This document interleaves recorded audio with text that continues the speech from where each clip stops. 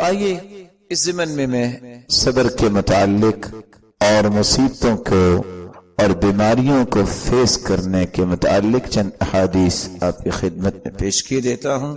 صبر کس کو کہتے ہیں؟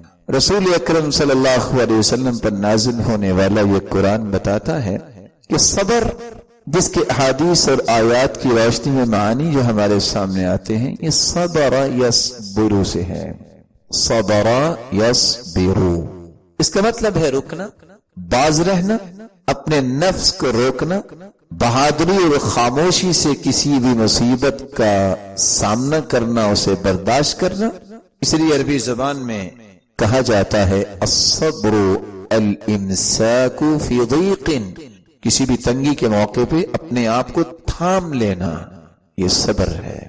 الصبر جب باپ زبر آ جائے تو اس کا مطلب ہوتا ہے پانی جب نقطہ انجماد پہ پہنچ جاتا ہے برف بن جاتا ہے۔ بڑی سے بڑی مصیبت کے سامنے اس طرح اپنے آپ کو ٹھنڈا رکھنا کہ اپنے جسم پہ کوئی تبدیلی محسوس نہ کروائے۔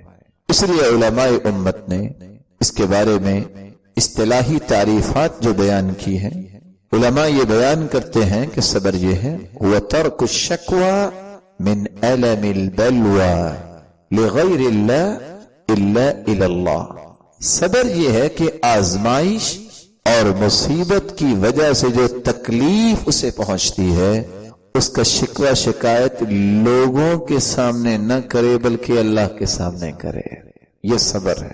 اور بعض علماء نے اس کی تعریف کرتے ہوئے یہ لکھا ہے هو الثبات مع اللہ وتلقی بلائه بالرحب والسعة، اللہ کی محبت میں ثابت قدمی اختیار کرنا اور اس کی طرف سے آنے والی آزمائش اور مصیبت کو فراخ دلی سے اور وسعت ظرفی سے قبول کر لینا۔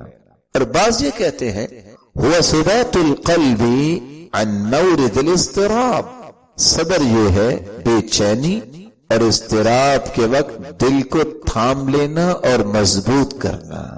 اور بعض نے اس بات کا بھی اضافہ کیا ہے هو الوقوف مع البلاء بحسن الادب، مصیبت تو آنی ہے وہ آ گئی، آزمائش تو آنی تھی وہ آ گئی، اب اس کو حسن ادب کے ساتھ برداشت کر لینا، خاموشی سے بہادری سے یہ وقت گزار لینا، یہ صبر ہے۔ اور یہ ایک حقیقت ہے جو سمجھنی چاہیے، ہمیشہ رات نہیں رہتی جس طرح ہمیشہ دن نہیں رہتی۔ جو انسان یہ سوچ بیٹھے میرے تو برے دن آگے ہیں، یہ لفظ بھی نہیں بولنا چاہیے۔ فرق ہے پریشان ہونا اور پریشان ہر وقت رہنا۔ پریشان ہونا یہ انسان ہونے کی دلیل ہے، انبیاء بھی پریشان ہو گئے تھے، لیکن پریشان ہر وقت رہنا یہ بے ایمان ہونے کی دلیل ہوتی ہے۔ انسان کو پریشانی آ جاتی ہے لیکن ہر وقت پریشانی کو سوار کر لے، ذکر کرے، نماز پڑھے، وضو کرے، پریشانی ختم۔ پریشان مومن رہتا نہیں ہے۔ یہ بات جو میں نے آپ کے سامنے کہی، امام غزالی کہا کرتے تھے کہ پریشان ہونا انسان ہونے کی دلیل ہے، انسان ہے تو پریشانی آئے گی، لیکن ہر وقت پریشان رہنا یہ بے ایمان ہونے کی دلیل ہے کہ اس کا اللہ پہ توکل اور اللہ پہ یقین ختم ہو گیا۔ کیا مطلب کہ اللہ اپنے بندے کو ضائع کر دیں گے؟ کہ اللہ رب العزت جو ہے وہ کوئی خیال نہیں کریں گے؟ نعوذ باللہ من ذالک، یہ کیسے ہو سکتا ہے؟ جس رب نے خنزیر اور کتے جیسی مخلوق جو اللہ کی ہے اس کا بھی خیال پورا کیا، اس کو خوراک دیتا ہے، تو وہ اشرف المخلوقات انسان کو جو ہے اس کا خیال نہیں کرے؟ یہ تصور ہی غلط ہے۔ اس لیے کبھی بھی انسان کو یہ نہیں سوچنا چاہیے کہ میرا رب مجھے ضائع کرے گا۔ اللہ رب العزت جب کسی کو تھام لیتے ہیں، جو اللہ کا پیارا بنتا ہے، بہانے بھی پھر اللہ خود بناتے ہیں۔ آپ ایک لمحے کے لیے اس قصے کو کیوں نہیں ذہن میں لاتے؟ 11 بھائی، چلو 10 بنیامین کو گھر چھوڑ گئے، کہنے والے یہ بھی کہتے ہیں کسی نے ادھر سے مارا ہوگا یوسف کو، کسی نے ادھر سے مارا ہوگا، کسی نے دھکا دیا ہوگا، کنویں میں گرایا ہے کہ نہیں گرایا؟ کس نظریے سے یہ نظر نہ آئے، لیکن بچانا کس نے تھا؟ اللہ نے۔ ایسے خوفناک کنویں میں گرانا، نوجوان جس کے پاس کوئی تجربہ نہیں ہے، گرا دیا۔ پیاس بھی اگر لگی تو پیاس کس کی طرف سے لگی؟ لوگ وہاں سے گزر جاتے، فوت ہو جاتے، پیاس کس کی طرف سے آئی؟ طلب پیدا کی، پھر اس کنویں سے جب نکالا، عزیز مصر کے دل میں خواہش کس نے پیدا کی کہ چلو اس کو اپنا بیٹا بنا لیں؟ اللہ نے پیدا کیا۔ چلو پھر جیل میں چلے گئے، جیل میں خواب جب آئی ساتھی کو، پھر بادشاہ کو، یہ دونوں خوابیں کس کی طرف سے آئیں؟ تبھی تعبیر پوچھنے آئے ہیں۔ یہ سارے معاملات ہوئے، اور غور کرنے کی بات ہے وہی قمیض جو بھائی لے کے آئے تھے، اور پتہ نہیں کتنا کوئی دانشمند وہ بھیڑیا ہوگا، اس نے کہا کہ چلو ظلم تو کرنا ہے، نہیں قمیض کو کچھ نہیں کہنا، بڑے آرام سے اتارا ہوگا اس نے، یہی سمجھ آتی ہے نا، کیونکہ خون لگا پھٹی نہیں ہے۔ اور پھر ہو سکتا ہے کہ شاید وہ خون بھی کیسے لگ گیا، اور لگنا وہ بھی نہیں تھا۔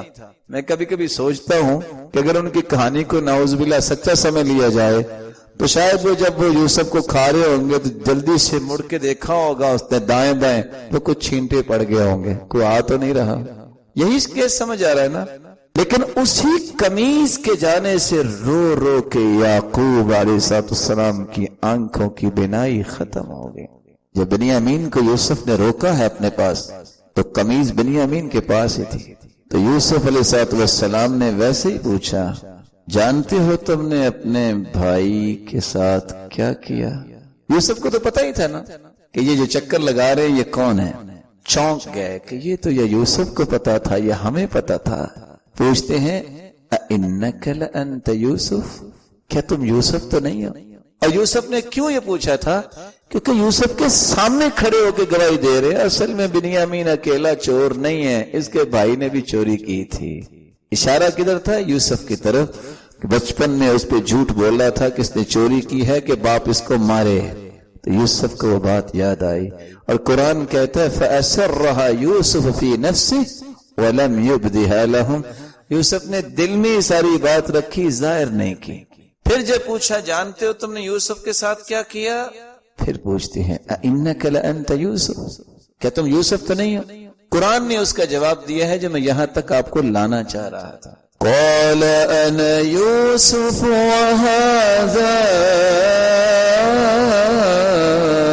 أَخِي قَدْ مَنَّ اللَّهُ عَلَيْنَا إِنَّهُ مَن يَتَّقِ وَيَصْبِرْ فَإِنَّ اللَّهَ لَا يُضِيعُ أَجْرَ الْمُحْسِنِينَ۔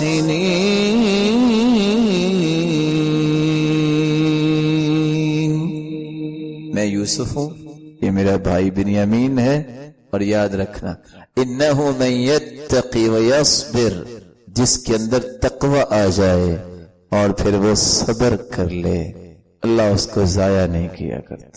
وہی قمیض جس کو دیکھ کے یعقوب کی آنکھیں روشنی چھوڑ گئیں، کہا اذهبوا بقمیصی هذا فألقوه على وجه ابی یأتی بصیرا، جاؤ یہ قمیض لے جاؤ میرے باپ کے پاس۔ وہی قمیض دوبارہ پہنچی تو اللہ نے دوبارہ آنکھیں دے دی۔ وہ اللہ تو جس چیز سے تم سمجھتے نقصان ہو رہا ہے اس کو بھی فائدے والی بنا سکتا ہے۔ وہ بہت بڑا قادر ہے، اس کے پاس بڑے خزانے ہیں، جس سے نا امید ہو کہ انسان کبھی قبر پہ جا کے مٹی چاٹ رہا ہوتا ہے، کبھی سجدہ کر رہا ہوتا ہے، اس کے خزانوں کے اندازے نہیں ہوتے۔ اس رب کے پاس تو خزانے بڑے ہیں۔ کس طرح اللہ تعالیٰ نے اس کو کنویں سے نکال کے مصر کے تخت پہ بٹھایا، بہت بڑا بادشاہ ہے، ایک لمحے میں نقشہ چینج ہو جاتا ہے۔ اور میں کبھی سوچتا ہوں کہ اسی مصر کے تخت پہ یوسف کو اللہ نے کنویں سے نکال کے بٹھا دیا، اسی مصر کی حکومت کرنے والے 43 ایئرز حسنی مبارک کو پنجرے میں بند کروا دیا۔ بادشاہ ہے نا، کون پوچھ سکتا ہے؟ اس پہ اعتماد اور توکل کرنا اور صبر کرنا یہ حق والوں کی علامت ہوتی ہے۔ Islamic Research Center